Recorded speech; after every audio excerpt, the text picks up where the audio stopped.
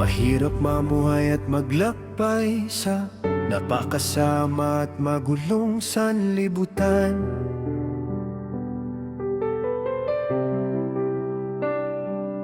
Bumibigat ang pagdadala ng buhay at tumitindi ang mga kahirapan.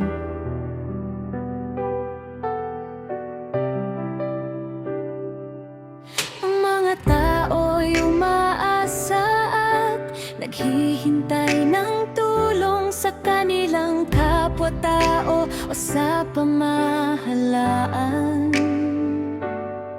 Ang pagtulong ng ibang tao, kamag-anak at ng gobyerno ay limitado at may hangganan. Nakalimutan ng mga nilalang na ang manlilikha ang may kapangyarihan.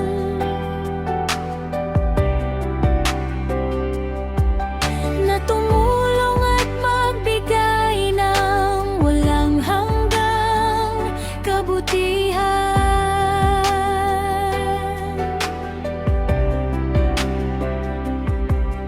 Ang Panginoong Diyos na lumikha ng lahat ng mga bagay ang dapat lapitan at paglingkuran. Tanawin at pasalamatan ang lahat ng gawa ng kanyang makapangyarihang kamay na siya niyang kadakilaan at kaluwalhatian. Utang natin ang lahat ng bagay na meron tayo at taglay ng bawat nilalang sa Diyos na makapangyarihan.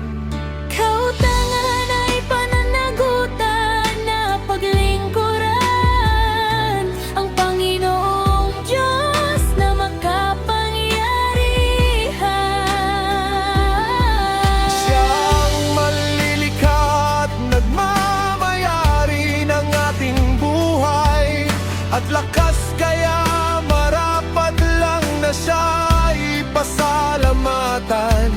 Katutubong pananagutan ng sangkatauhan na ang Panginoong Diyos ay dapat sambahin at paglingkuran. Sundin ang kanyang banal na katotohanan na gabay para sa kaligtasan.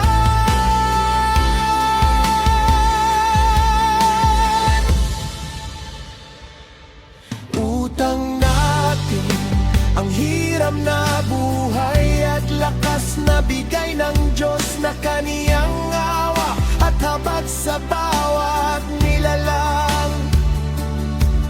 Ang mga hinirang ay nagpapasalamat na hain ng buong pagkatao at laki pang handog na kusang isinimpan.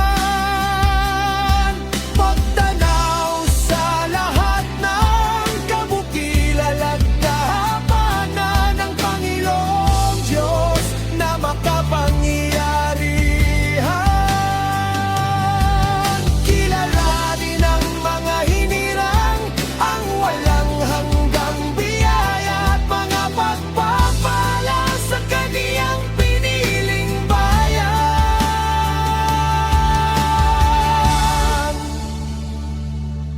Katalagahan ng mga pagsamba sa Diyos na bahagi ng pagtanaw sa lahat ng kanyang kabutihan. Tuparin ang mga banal na kautusan na patunay ng pagkilala at pagpapahalaga sa kanyang kapangyarihan. Buhay ang lahat ng kanyang kalooban upang tamuhin ang buhay na walang hanggan. Maging masunurin sa lahat ng kanyang banal